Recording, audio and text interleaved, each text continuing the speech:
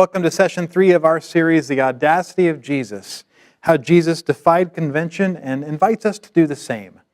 As a child growing up in the 80s, I, like many of you, was given a lot of freedom by my mom to roam the streets on my bike. Many of you can still hear your mother's voice. Be back before dinner. And sure enough, I almost always came back before dinner. There's a name for that kind of parenting today. It's called free-range parenting. I kind of doubt that it was called that before, but with the rise of helicopter parenting in this generation, I suppose people looked back and decided they needed a name for it. There are a lot of opinions on how protective parents should be today, but nobody debates whether a parent should be protective. When our children are in danger, we need to step up. Most Christians also recognize that there are spiritual dangers out there too. In Mark chapter 9, verse 41, Jesus said, "If anyone causes one of these little ones, those who believe in me, to stumble, it would be better for them if a large millstone were hung around their neck and they were thrown into the sea." Jesus clarifies who he means by these little ones, anyone who believes. Why did he picture believers this way? The chances are Jesus saw just how vulnerable believers are to the deception of sin. He didn't mince words when talking about the consequences of one who caused them to stumble. But we struggle to do the same because our desire for harmony and our fear of conflict prevents us from calling out the wrong crowd. In our previous session, we explored how Jesus befriended outcasts, even if he was closest to those who shared in his mission. But there were people that he did not associate with at all. Even more than that, he provoked them. Who were the people that Jesus provoked, and how did he go about doing so? Well, let's take up the first question. Who were the people Jesus provoked? Based on our look at Jesus in session 2, we know that Jesus wasn't interested in provoking your standard sinner just because they were a sinner. No one would have been off limits. And he graciously made space for them and invited them into his life. It might be tempting to say that Jesus targeted Pharisees and other Jewish groups that did not accept him. These groups regularly pushed Jesus for violating their religious sensibilities regarding cleanliness, eating, and activity on the Sabbath. We would call this legalism. In Mark 7:6, Jesus said, "You have let go of the commands of God and are holding on to human traditions." But even though the Pharisees became consistent opponents of Jesus, many invited him into their homes, and he often accepted their invitation. The Pharisee Nicodemus, who Jesus spoke with in John 3, defended Jesus in front of the other Pharisees in John 7:50, and brought myrrh and aloes to honor the body of Jesus in John 19:38. And Jesus would have lined up closer to the Pharisees theologically than many of the other Jewish sects. So even though Pharisees opposed Jesus, they were not categorically opposed to him. Certainly, Jesus called out a lot of hypocrites, which is another word for a pretender. Many of Jesus' opponents spoke religiously but lived a life inconsistent with the standards they promoted. But there's no reason why we should assume or classify hypocrisy as a higher form of sin. The 9th commandment, "You shall not bear false witness," was not more important than the rest. What was so special about hypocrisy? In Jesus' famous complaint against the teachers of the law and Pharisees, he consistently levies accusations of hypocrisy against them. But the heart of his complaint has to do with what their actions produce. Jesus says, "You travel over land and sea to win a single convert. And when you have succeeded, you make them twice as much a child of hell as you are." This is consistent with the warning we looked at in Mark chapter 9, verse 41. "If anyone causes one of these little ones, those who believe in me, to stumble, it would be better for them if a large millstone were hung around their neck and they were thrown into the sea." Jesus sometimes sternly challenges groups known for their legalism and hypocrisy, and yes, that included his own disciples on occasion, because their legalism and hypocrisy effectively taught others to do the same and misled people to sin. In other words, Jesus openly challenged false teachers, both false teachers who led people astray by their words and those who led people astray by their actions. This is why the Apostle John discouraged even welcoming someone who did not continue in the teaching of Christ. If anyone comes to you and does not bring this teaching, do not take them into your house or welcome them. Anyone who welcomes them shares in their wicked work. This is why the Apostle Paul encouraged disassociation from people who said they followed Christ but habitually practiced and embraced lifestyles of sin. They misrepresented Christ and led people astray in ways similar to some teachers and Pharisees, of whom Jesus said, "You must be careful to do everything that they tell you, but do not do what they do, for they do not practice what they preach." And this is why James writes, "Not many of you should become teachers, my fellow believers, because you know that we who teach will be judged more strictly." The sin of false teaching may not be different in kind to other sins, but it was different in effect. Jesus provoked false teachers on a regular basis to expose a trap and protect the people. How did Jesus do this? Consider Mark chapter 12, 13 through 17. In session 1, we explored how Jesus used questions to stir curiosity and teach. How does Jesus use questions to turn the tables on his opponents here? Mark chapter 12, verses 13 through 17 says, "Later they sent some of the Pharisees and the Herodians to Jesus to catch him in his words. They came to him and said, 'Teacher, we know that you are a man of integrity. You aren't swayed by others because you pay no attention to who they are. But you teach the way of God in accordance with the truth. Is it right to pay the imperial tax to Caesar or not? Should we pay or shouldn't we?' But Jesus knew their hypocrisy. 'Why are you trying to trap me?' he asked. 'Bring me a denarius and let me look at it.' They brought the coin, and he asked them, 'Whose image is this? And whose inscription?' 'Caesar's,' they replied. Then Jesus said to them, 'Give back to Caesar what is Caesar's, and to God what is God's.' And they were amazed at him."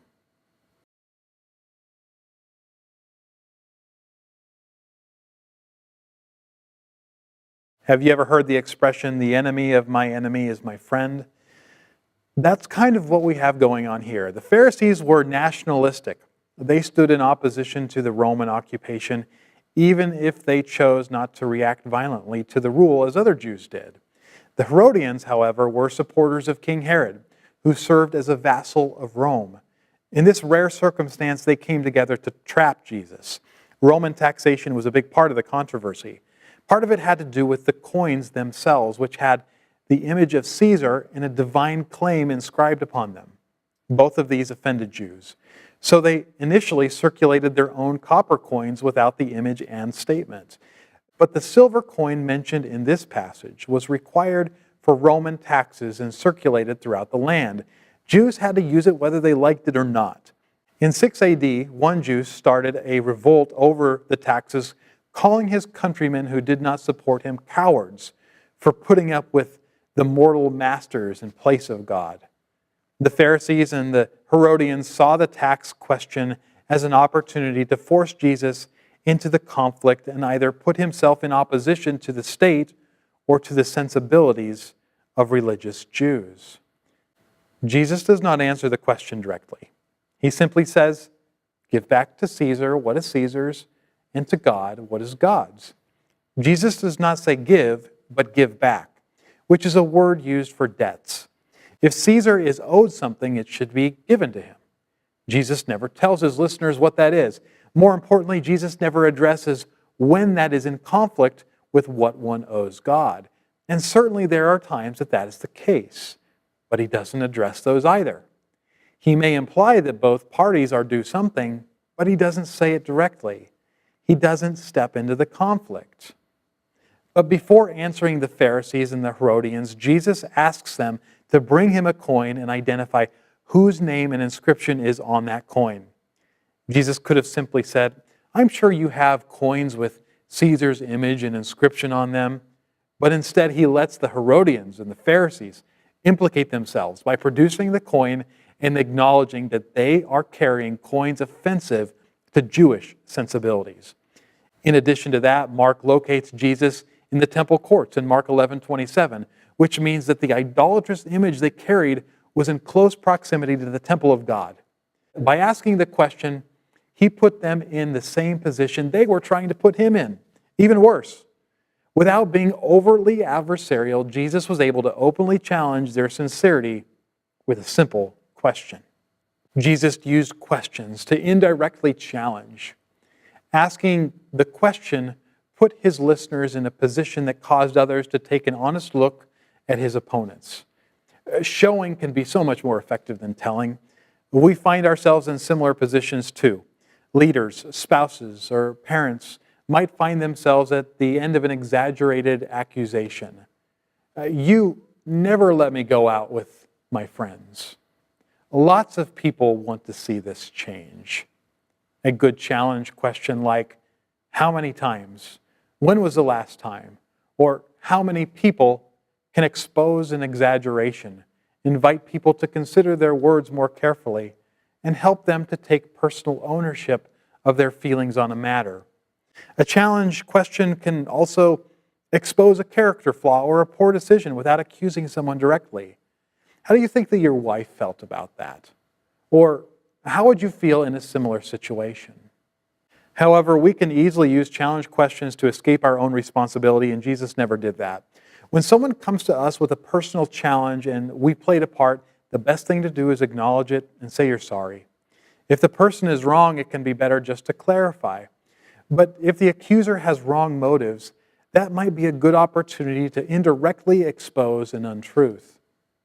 Not all of Jesus' responses to false teachers were as discreet, though, and here's where we enter some difficult terrain. Between Matthew 21:23 and Matthew chapter 24, Matthew records several moments seemingly in the same day that Jesus entered the temple courts and was tested by the Pharisees and teachers of the law. That time in the temple ends in Matthew 23 with a specific address to the Pharisees before the disciples and the crowds. 7 times Jesus says, "Woe," which is an expression of pain or displeasure regarding the actions of the Pharisees and the teachers of the law. 6 times he calls them hypocrites. 5 times he calls them various forms of blind men, blind guides, blind fools. He calls them snakes and a brood of vipers. And at one point he says, "You are like whitewashed tombs, which look beautiful on the outside, but on the inside are full of the bones of the dead and everything unclean. In the same way, on the outside you appear to people as righteous, but on the inside you are full of hypocrisy and wickedness." One of the most challenging names Jesus calls this group is blind fools, because in Matthew 5:22, Jesus seemingly warns against this.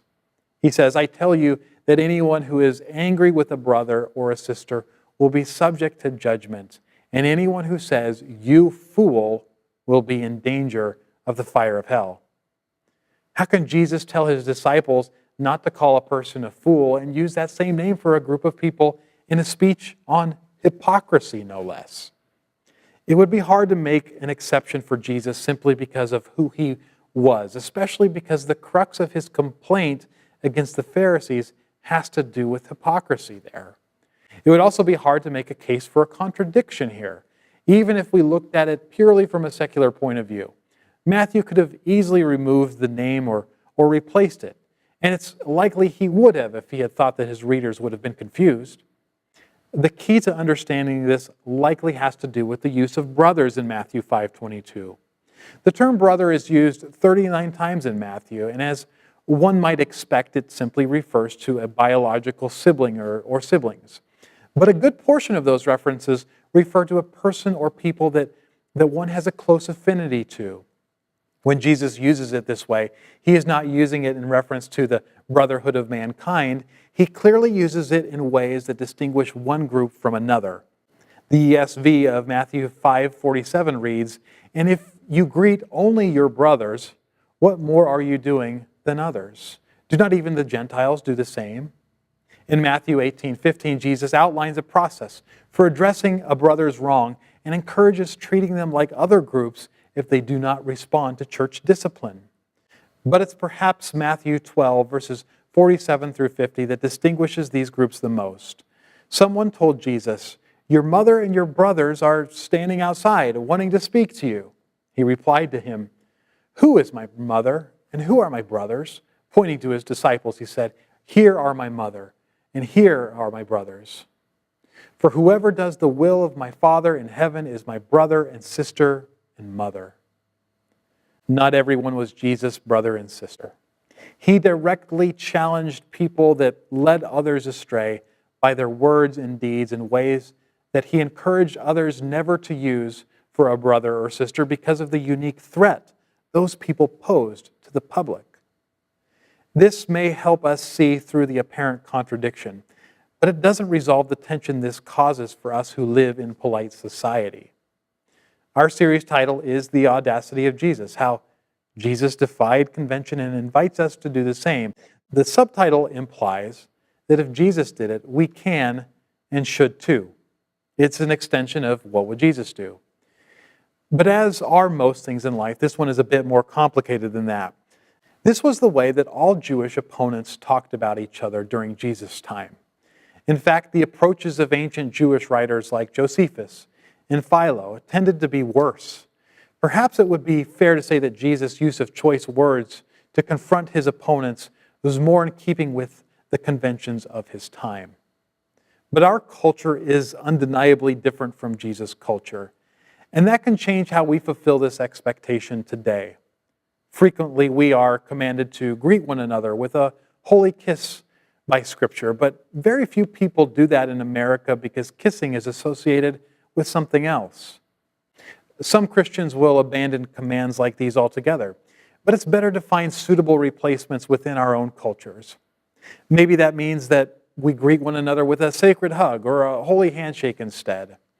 In the same matter, it's unwise to speak the same way Jesus did to his opponents because that's not considered a part of acceptable communication today.